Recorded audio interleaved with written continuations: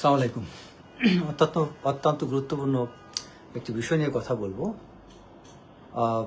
বাংলাদেশের সাথে ইউএস এর একটি বাণিজ্য চুক্তি হয়েছে, যে চুক্তিটা মূলত 2026 সালের খুব সম্ভবত 9 ফেব্রুয়ারি 132 পৃষ্ঠার শুধু 32 পৃষ্ঠার একটি চুক্তি, যেটা জাস্ট আমরা জানি আমাদের জাতীয় নির্বাচন হয়েছে ফেব্রুয়ারি মাসে, ঠিক নির্বাচনের 1-2 দিন আগে চুক্তিটি স্বাক্ষর হয়, যেটা অনেকটা তড়িঘড়ি করে, তাড়াহুড়া করে এবং সবার সাথে সমন্বয় না করেই ডক্টর মোহাম্মদ ইউনূস তিনি এই চুক্তি স্বাক্ষরে ভূমিকা রাখেন।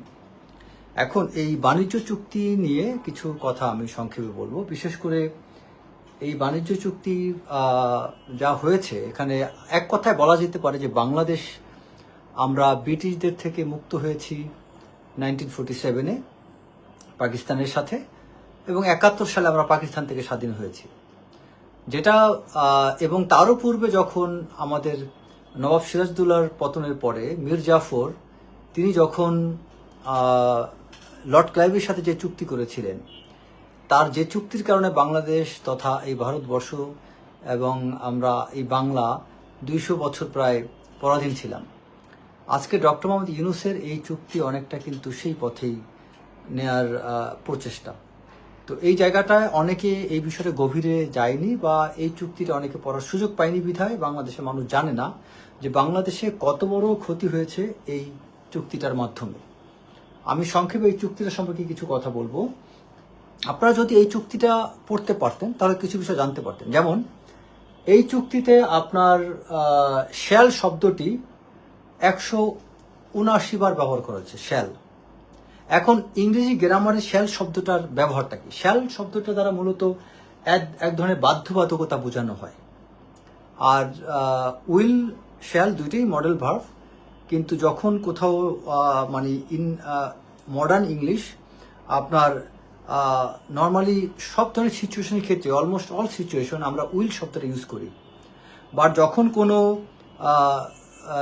অফার বা কোনো ফর্মাল সাজেশন বা স্ট্রিক্ট কোনো অব্লিগেশনস থাকে, সে জায়গাটা আমরা শ্যাল ইউজ করি, যেখানে এক ধরনের বাধ্যবাধকতা থাকে। যেমন আই শ্যাল ডু দ্যাট, এটা আমার উচিত কথার ঠিক এক্স্যাক্টলি এরকম না যে আই শ্যাল বা আই শুড, শ্যাল কমনলি কাছাকাছি। আমি সরি, যেহেতু আমি কোচিং সেন্টারগুলোতে একসময় ইংরেজি পড়াইতাম, তাই সংক্ষেপে একটু ধারণা দিলাম। তো এই শ্যাল দ্বারা অব্লিগেশন বোঝায়, বাধ্যবাধকতা বোঝায়। সো আমেরিকা ক্ষেত্রে ইউনাইটেড স্টেটস শ্যাল, এই কথাটা ইউজ করা হয়েছে 6 থেকে 9 বার। আর বাংলাদেশের ক্ষেত্রে বাংলাদেশ শ্যাল, এটা ইউজ করা হয়েছে 131 থেকে 158 বার প্রায়। তো মিনিমাম 131, আমার গণনা হয়তো ভুল হতে পারে, 131 থেকে প্রায় 150 প্লাস মাইনাস বার। আর আমেরিকা ইউজ করেছে মাত্র 6 থেকে 9 বার। মানে ইউনাইটেড স্টেটস শ্যাল, এই কথাটা এভাবে সেন্টেন্সটা শুরু করেছে 6 থেকে 9 বার। আর Bangladesh shall do blah blah this, এভাবে এটা ইউজ করা হয়েছে মোর দেন 130 প্লাস টাইমস। এবং এই জায়গাটাতে আরো কিছু বিষয় হচ্ছে যে বাংলাদেশ যুক্তরাষ্ট্রের সাথে প্রায় 6,710টি পণ্যের উপর বাজার উন্মুক্ত করতে বাধ্য, 6,710টি। এবং বাংলাদেশ 15 বছরে যুক্তরাষ্ট্র থেকে $15 বিলিয়ন মূল্যে জ্বালানি কিনতে বাধ্য। এবং যেটা বিশেষজ্ঞদের মতে বাংলাদেশকে এই ব্যয়বহুল ও অস্থির এলএনজির উপর নির্ভরশীল থাকতে হবে এই কারণে। এবং এটার ইম্প্যাক্ট অনেক বড়। এবং শুধু তা না, প্রতিরক্ষা খাতে যুক্তরাষ্ট্রের কাছ থেকে সামরিক সরঞ্জাম কেনা আমাদের বাড়াতে হবে এবং নির্দিষ্ট কিছু দেশ থেকে সীমিত করতে হবে। সেই নির্দিষ্ট দেশ কারা, সেটা যেমন তার মধ্যে বিশেষভাবে উল্লেখ করা আছে যে আপনার রাশিয়া এবং চায়না থেকে আমাদের কেনাকাটার ক্ষেত্রে আমাদের কিছু কৌশলগত বিষয় আমেরিকার পরামর্শ ছাড়া আমরা আগাতে পারবো না। এবং সেখানে কথাটা এরকম, চীন ও রাশিয়ার মতো নন মার্কেট বা অবাজার অর্থনীতির দেশগুলোর সঙ্গে নতুন বাণিজ্য চুক্তি করতে গেলে যুক্তরাষ্ট্র তা বাতিল করতে পারবে। এবং এই জায়গাটা আপনারা দেখেন যে বাংলাদেশ এখানে যে শুল্ক সুবিধা কি পেয়েছে, এটা আপনারা অলরেডি অনেক পেপার পত্রিকায় উল্লেখ করার কথা, ওইটা আমি যাব না। বাট যুক্তরাষ্ট্রের সাথে বাংলাদেশের মাত্র 1,638টি পণ্যের উপর শুল্ক ছাড় দেওয়া হবে, ছাড় পাবে। বাংলাদেশ ছাড় দিয়েছে 6,710টি পণ্যের উপর। তো এই যে এখানে আরো অনেকগুলো বিষয় আছে, আমি আসলে মূলত যে বিষয়টা এখানে বলতে চাই যে এই যে ডক্টর মোহাম্মদ ইউনূস এই বাণিজ্য চুক্তিটা করলো, এটা কার পরামর্শ নিয়ে করেছে এবং এই বাণিজ্য চুক্তিটা কেন নির্বাচনের 1-2 দিন আগে করলো। এখন আপনার প্রায় সময় দেখবেন যে এই অনেক কিছু বিরোধী দল আছে বর্তমানে, তারা অন্তর্বর্তীকালীন সরকারের অংশ ছিল, যেমন ধরেন নাহিদ অন্তর্বর্তীকালীন সরকারের অংশ ছিল, মাহফুজ এরা অন্তর্বর্তীকালীন সরকারের অংশ ছিল, জামাত ইনডাইরেক্টলি অনেক কিছুর সাথে ছিল। এখন ওই ব্যক্তিরা যারা অন্তর্বর্তীকালীন সরকারটাকে বলতে গেলে চালিয়েছে, তাদেরকে তারা বিভিন্নভাবে যখন আওয়ামী লীগ নিয়ে কথা বলে, তখন আমার বিষয়টি অনেকের কাছে গ্রহণযোগ্য হয় না। কারণটা কি? আওয়ামী লীগকে আমরা যে কারণে আওয়ামী লীগের বিরোধিতা করেছি, যে কারণে আওয়ামী লীগের বিরুদ্ধে যে আমরা আন্দোলন করেছি, এবং সেই আওয়ামী লীগকে হটিয়ে আমরা যখন এই জুলাই অভ্যুত্থানের মাধ্যমে অন্তর্বর্তীকালীন সরকার গঠন করলাম, সেই অন্তর্বর্তীকালীন সরকার তথা সরকারের সাথে কানেক্টেড ব্যক্তিরা যখন আওয়ামী লীগের চেয়েও বেশি পরিমাণে দুর্নীতি করলো, যেমন ধরুন আমি এক আসিফের কথা বলি। আসিফ মানে যদি মিনিমাম ফিগারটা ধরে রাখি তার দুর্নীতির, আপনার আসিফ মাহমুদ সজীব ভুঁইয়া, তিনি 4,000 কোটি টাকা যদি মিনিমাম তার দুর্নীতি ধরি, মিনিমাম, কারণ তার 2,000 কোটি টাকার ব্যাপারে একদম স্পেসিফিক কিছু এভিডেন্সিয়াল অনেক তথ্য বের হয়েছে। তিনি অস্ট্রেলিয়াতে 2,000 কোটি টাকা ইনভেস্ট করেছেন এবং আরো 4-5,000 কোটি টাকার ব্যাপারে অনেক কথা আছে তার। তো এখন আমি মিনিমাম ধরলাম যে আসিফ যদি 4,000 কোটি টাকা এক বছরে তিনি দুর্নীতি করে থাকেন, তাহলে আপনি চিন্তা করেন 17 বছরে কত? এক বছরে 4,000 হলে 17 বছরে কত কোটি টাকা কল্পনা করেন। 17 বছরে তার 34,000 কোটি টাকা, সরি 68,000 কোটি টাকা 17 বছরে। আর আপনি তারপরে এই এক সজীব ভুঁইয়া যদি 68,000 কোটি টাকা দুর্নীতি 17 বছরে করার সুযোগ পেয়ে করতেন, তাহলে বাংলাদেশ কোথায় যেত? আওয়ামী লীগের কেউ, আপনি এই সজীব আসিফের মতো বয়সী এরকম কেউ আছে? এখন এইরকম আসিফের মতো আরো যারা যারা আছে, সেই ব্যক্তিদের কোন মুখে তারা আওয়ামী লীগ নিয়ে কথা বলতে পারে? আওয়ামী লীগ নিয়ে কথা বলবে বিএনপি। আওয়ামী লীগ নিয়ে কথা বলার অধিকার তো এনসিপির এদের কারো নাই। কারণ এদেরকে বাংলাদেশের মানুষ এদের দিক তাকিয়েছিল, ভরসা করেছিল যে এরা বাংলাদেশটাকে উদ্ধার করবে, এরাই বাংলাদেশটাকে সামনে নিয়ে যাবে, এরাই বাংলাদেশের সংস্কার করবে, বাংলাদেশ পুনর্গঠন করবে। একটা বৈপ্লবিক সরকার গঠন হলে সেখানে মারাত্মক পরিমাণে পরিবর্তন আসে, কারণ তখন কোনো সংবিধান সেখানে কার্যকর থাকে না। সংবিধান যদি কার্যকর থাকতো তাহলে তো তারা ওই প্রক্রিয়ায় শেখ হাসিনাকে সরাতে পারতো না। তো শেখ হাসিনা যেই প্রক্রিয়ায় উৎখাত করা হয়েছে, সেই প্রক্রিয়া অনুযায়ী সংবিধান বাংলাদেশে তখন নাই। তাহলে তার মানে কি, সে পূর্ণ স্বাধীনতা পেয়েছিল দেশটাকে পুনর্গঠনের জন্য। পুনর্গঠন না করে তারা কি করলো? দুর্নীতি করলো। এক আসিফ যদি 17 বছরে 68,000 কোটি টাকা প্লাস প্রায় 1 লক্ষ কোটি টাকা দুর্নীতি করার মতো মানুষ হয়ে থাকেন, তারা তো কখনোই কারো সমালোচনা করার অধিকার রাখে না। তার মানে এরা 17 বছর ক্ষমতা থাকলে কি করত? ডক্টর মোহাম্মদ ইউনূস যদি, এই অন্তর্বর্তীকালীন সরকার যদি এই 1-1.5 বছরের মাথায় এই চুক্তি করতে পারে, যেই চুক্তির মাধ্যমে দেশটাকে বলতে গেলে বিক্রি করে দিয়েছে, যেই চুক্তির মাধ্যমে বিএনপিকে একটা কঠিন পরিস্থিতির মুখে ফেলে দিয়েছে, একটা নির্বাচিত সরকার ক্ষমতা এসে স্বাধীনভাবে যে কাজ করবে সেই কাজের অবস্থানটাকে জটিল করে দিয়েছে এই অন্তর্বর্তীকালীন সরকার। আমি তো মনে করি তারেক রহমান যথেষ্ট ধৈর্যের পরিচয় দিচ্ছে। কোন শ্রুট অতি চতুর কেউ যদি রাষ্ট্রপ্রধান হতো এই মুহূর্তে, তাহলে তারা প্রত্যেকে এখন জেলে থাকতো, এই ইউনূস এবং ইউনূস গং যারা। এই আপনারা 32 পৃষ্ঠার এই চুক্তিটা যদি ভালো করে পড়েন, আপনারা অনেক কিছু নিতে পারবেন না। আমি কিছু বিষয় এখানে একটা জিনিস বলি যে দেখেন, আপনার এই চুক্তির কারণে বিশ্ব বাণিজ্য সংস্থা WTO নিয়ম অনুযায়ী বাংলাদেশ একতরফাভাবে যুক্তরাষ্ট্রকে যে শুল্ক ছাড় দিচ্ছে তো অন্য দেশগুলো, সদস্য দেশগুলোকেও দিতে হতে পারে। এতে রাজস্ব ব্যাপকভাবে ক্ষতিগ্রস্ত হওয়ার আশঙ্কা রয়েছে। তারপরে গুরুত্বপূর্ণ এই চুক্তিটি সংসদীয় পাবলিক পর্যায়ে যথাযথ আলোচনা ছাড়াই চূড়ান্ত করা হয়েছে। সংসদ সদস্য যেটা রুমিন ফারহানা তার একটা এটা বাতিল করার কথা উল্লেখ করেছিলেন। তারপরে আপনার অধ্যাপক সেলিম রায়হান তার এক সাক্ষাৎকার একটা কথা বলছে, এটিকে অত্যন্ত অসম, তড়িঘড়ি করা এবং বাংলাদেশের কৌশলগত স্বাধীনতার জন্য সম্ভাব্য ক্ষতিকর বলে তিনি অভিহিত করেছেন। তিনি প্রশ্ন তুলেছেন, কেন ভারতের মতো দেশ যখন এখনো যুক্তরাষ্ট্রের সঙ্গে চুক্তি চূড়ান্ত তখন তড়িঘড়ি করে এই সরকার তা করল। মানে বিশেষ করে বাংলাদেশের যে পরিস্থিতিতে এই চুক্তিটা স্বাক্ষর করেছে, এটা ভারতের মতো দেশে এটা অনেক বেশি তাদের মিডিয়াতে আলোচনা হয়েছে, বাংলাদেশ মিডিয়াতে আলোচনা হয়নি। আমার মনে আছে আমি নিজে খুব সুন্দর 10 ফেব্রুয়ারি অথবা 11 ফেব্রুয়ারি আমি ইন্ডিয়ান টুইটার চ্যানেলে ইন্টারভিউ দিয়েছিলাম। ভারতের মিডিয়াতে ভারত পর্যন্ত এটা নিয়ে তারা এটা নিয়ে উদ্বেগ প্রকাশ করছে, বাংলাদেশে কেউ উদ্বেগ করতে পারেনি, বাংলাদেশের মানুষ এটা জানতেই পারেনি। তারপরে আরো একটা বিষয় হচ্ছে যে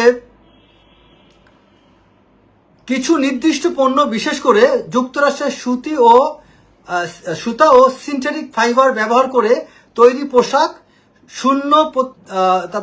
তারপরে তৈরি পোশাক শূন্য শুল্কে রপ্তানি করা যাবে। তবে বিশ্লেষকরা বলেছেন যুক্তরাষ্ট্রের কাঁচামাল ব্যবহারের বাধ্যবাধকতা ও নিয়মকানুন এই সুবিধার কার্যকারিতা কমিয়ে দিতে পারে। বাংলাদেশি পণ্যের উপর যুক্তরাষ্ট্রের আরোপিত প্রতিশোধমূলক সব শুল্ক মানে কথাটা বলা যেতে পারে 20% থেকে কমে 19% হয়েছে। শুল্ক আরোপের আগে এই হার ছিল 15 থেকে 16%। চিন্তা করেন। তার মানে আমরা এই চুক্তির মাধ্যমে আমরা ভালো না করে আমরা খারাপটা বেশি পাচ্ছি। এই চুক্তি কার্যকরভাবে বাংলাদেশকে যুক্তরাষ্ট্রের কৌশলগত অবস্থানের সঙ্গে যুক্ত করেছে। চীন ও রাশিয়ার মতো নন মার্কেট বা অবাজার অর্থনীতির দেশগুলোর সঙ্গে নতুন বাণিজ্য চুক্তি করতে গেলে যুক্তরাষ্ট্র তা বাতিল করতে পারবে। তার মানে বাংলাদেশ এখন অন্য কোনো রাষ্ট্রের সাথে যে কোনো বাণিজ্য চুক্তি করতে গেলে সেখানে বাধা আছে, কোনো প্রতিরক্ষা চুক্তি করতে গেলে বাধা আছে, প্রতিরক্ষা সংক্রান্ত কোনো সরঞ্জামাদি কেনাকাটা করতে গেলে বাধা আছে। তাহলে বাংলাদেশের নিরাপত্তা অ্যাকচুয়ালি কোথায়? এবং এই বিষয়গুলো আপনার এই যে যারা আপনার এখন যে বিরোধী দল আছে, এনসিপি আছে, জামাত আছে, তারা এটা নিয়ে কোনো কথা বলে দেখেন? কোনো আওয়াজ আছে এটা নিয়ে? তারা আছে কোনটা নিয়ে? বাংলাদেশ বিক্রি হয়ে যায় যাক, কিন্তু জুলাই সনদ এটা নিয়ে তাদের একটাই মাথা ব্যথা। জুলাই সনদের বাইরে আর কোনো কথা নাই। এখন সত্যিকার অর্থে আমি মনে করি এদের এই যে আওয়ামী লীগকে ফ্যাসিস্ট নাম দিয়ে তারা তাদের যে একটা অবস্থান তৈরি করতে চাচ্ছে, আমি সত্যি কথা, এটা আপনাদের শুনতে খারাপ লাগতে পারে, আওয়ামী লীগ যেই দলটাকে আমরা এতটা বিরোধিতা করছি, এতটা ঘৃণা, এত ক্ষোভ, এত কিছু প্রকাশ করেছি, সেই আওয়ামী লীগ তারা পর্যন্ত আমেরিকার কাছে বাংলাদেশটাকে এভাবে কোনো চুক্তির দ্বারা জিম্মি করে দেননি, যেটা এই অন্তর্বর্তীকালীন সরকার এবং তাদের এলাই এনসিপি জামাত যেটা করেছে। তার মানে তাদের ক্ষমতায় টিকে থাকাটা এতটাই জরুরি, বাংলাদেশ বিক্রি হয়ে যাক, ধ্বংস হয়ে যাক। এবং আমি আশা করি বিএনপির চেয়ারম্যান এবং প্রধানমন্ত্রী তারেক রহমান তিনি অত্যন্ত ম্যাচিউরলি এই বিষয়গুলো ডিল করবেন। তিনি বাংলাদেশের স্বার্থ আগে দেখবেন। তিনি তাকে মনে রাখতে হবে যে বাংলাদেশ বাঁচবে তখনই যখন বাংলাদেশের জাতীয়তা ইন্টারেস্টটা আগে দেখা হবে, এবং বাংলাদেশের কোনো একক দেশের সাথে জিম্মি বাংলাদেশ কোনোদিন হবে না। বাংলাদেশের সাথে সম্পর্ক থাকবে সব রাষ্ট্রের। বাংলাদেশ এমনভাবে চলবে যেন সব কান্ট্রি তারা প্রতিযোগিতা বা প্রতিনিয়ত তারা কম্পিটিশন লিপ্ত থাকে, কে আগে এসে বাংলাদেশের সাথে সম্পর্ক করবে। বাংলাদেশ যখন একটা শক্ত অবস্থানে যেতে পারবে তখন বাংলাদেশকে তখন চায়না চাইবে। বাংলাদেশ শক্ত অবস্থানে গেলে বাংলাদেশকে যখন চায়না চাইবে তখন চায়নার চাওয়া দেখে ভারত চাইবে। বাংলাদেশকে যখন ভারত চাইবে সেই ভারতের চাওয়া দেখে বাংলাদেশকে তখন রাশিয়া চাইবে। বাংলাদেশকে যখন রাশিয়া চাইবে সেই রাশিয়ার চাওয়া দেখে বাংলাদেশকে তখন ইউরোপ, আমেরিকা, মিডল ইস্ট সবাই চাইবে। সো বাংলাদেশকে নিতে হবে এমন একটা জায়গায় যেই বাংলাদেশকে সবাই চাইবে। বাংলাদেশ কারো কাছে বিয়ে বসবে না, বাংলাদেশ কারো কাছে বিক্রি হবে না। বাংলাদেশের সাধারণ মানুষ এই ধরনের বিশেষ চুক্তি সম্পর্কে তাদের ধারণা কম, আর তাদেরকে তো যেখানে এই চুক্তি সম্পর্কে বিজ্ঞ জ্ঞানী মানুষের কাছে গোপন রাখা হয়েছে, আর যে সাধারণ মানুষের ধারণা কম সেই সাধারণ মানুষ কি করে এই চুক্তি নিয়ে কথা বলবে? এই সাধারণ মানুষের ধারণা না থাকার কারণে এই ডক্টর মোহাম্মদ ইউনূস শুরুভাবে এই চুক্তি দিয়ে তিনি পার পেয়ে যাচ্ছেন। ইউনূসকে বাংলাদেশ থেকে ত্যাগ করতে দেওয়া যাবে না। ইউনূসগণ প্রত্যেকটাকে আটকাইতে হবে। আমি মনে করি যে বাংলাদেশে আওয়ামী লীগ তাদের রাজনীতি উন্মুক্ত করার যদি দরকার হয় তা করে দিতে হলেও তাও ইউনূসকে যেন ছাড় দেওয়া না হয়। কারণ বাংলাদেশের সবচেয়ে বড় যে কি বলবো যে ইন্টারেস্ট ওই জায়গায় ইউনূস আঘাত করছে, এবং ইউনূসের আঘাতের প্যাটার্নটা দেখেন। তিনি মাত্র 1-1.5 বছর ক্ষমতায়, 1-1.5 বছরে তিনি যে অনিষ্ট করেছেন 17 বছরে আওয়ামী লীগ তা করেনি। এটা একদম স্পষ্টত। আওয়ামী লীগের ক্ষতি যেটা রাষ্ট্রপ্রধানের চেয়ে আওয়ামী লীগের ক্ষতিগুলো করেছে আওয়ামী লীগের কতগুলো ব্যক্তি, যেমন এই জিয়াউল আহসান টাইপ, তারেক সিদ্দিকীর মতো মানুষ, হারুনের মতো মানুষ, এরা। কিন্তু আওয়ামী লীগ সরকার, আওয়ামী লীগ শেখ হাসিনা তিনি যদি সত্যিকার অর্থে এই নোংরা মানুষগুলাকে শেল্টার না দিতেন, আজকে তিনি এতটা আস্থা করে নিক্ষিপ্ত না হইতেন না। এই ইতিহাস থেকে শেখ হাসিনার শিক্ষা নেওয়া উচিত যে বাংলাদেশের স্বার্থ যদি তিনি দেখে থাকতেন তাহলে এইসব মানুষগুলোকে তিনি জায়গা দিতেন না। আর একই সাথে তার মধ্যে এই আফসোস হওয়া উচিত, তার শেখ হাসিনার এই বড় ভুলের জন্য, ব্লান্ডারের জন্য আজকে ইউনূস বাংলাদেশে এসে বাংলাদেশে আজকে এত বড় প্যারাক মারতে পারছে। এইটার জন্য শেখ হাসিনার সাজা হওয়া উচিত। কারণ তার ভুলের কারণে ইউনূস বাংলাদেশে এসে, যিনি বাংলাদেশের নাগরিক না, তার পরিবার নাগরিক না, তার সন্তান না, তিনি কি করে বাংলাদেশের স্বার্থ দেখবেন? ইউনূস তো বাংলাদেশের স্বার্থ দেখার কথাই না। এই ইউনূসকে যারা বাংলাদেশে এনেছে প্রত্যেকের সাজা হওয়া উচিত, প্রত্যেকের।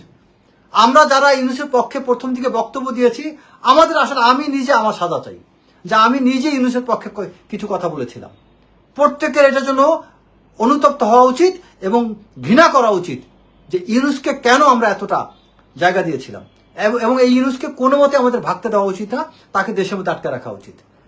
এবং আমি আশা করি বাংলাদেশে প্রেস ক্লাব থেকে শুরু করে বিভিন্ন জায়গায়, এবং বিএনপিকে অনুরোধ করবো তাদেরও উচিত, সরকার ক্ষমতা থাকুক, বিএনপি সরকার ক্ষমতা, কিন্তু রাজনৈতিক দল হিসেবে বিএনপির বিজ্ঞ নেতাকর্মী তাদের উচিত এটা নিয়ে কথা বলা, এবং প্রেস ক্লাবের সামনে এটা নিয়ে প্রেস ব্রিফিং করা বা এটা নিয়ে মানববন্ধন করা যে এই চুক্তি বাতিল করতে হবে এবং এই চুক্তি নিয়ে সবাইকে কথা বলতে হবে। এবং এই চুক্তির যদি আমেরিকার সাথে আমরা অবশ্যই সম্পর্ক ভালো করব, বাট এই চুক্তি সংশোধন নির্বাচিত সরকার কর্তৃক এই চুক্তি হবে। ডক্টর মোহাম্মদ ইউনূস হচ্ছে আমেরিকা তাদের দেশের সিটিজেন, তাদের দেশের একজন নাগরিক কর্তৃক এই দেশের এই চুক্তি স্বাক্ষরিত হতে পারে না, যেই চুক্তি সাধারণ মানুষ জানেই না, যেই চুক্তির সাথে নির্বাচিত সরকারের কোনো সম্পর্কই নেই। আশা করি সবাই বিষয়টা জানার চেষ্টা করবেন, বোঝার চেষ্টা করবেন। সবাইকে ধন্যবাদ। আসসালামু আলাইকুম।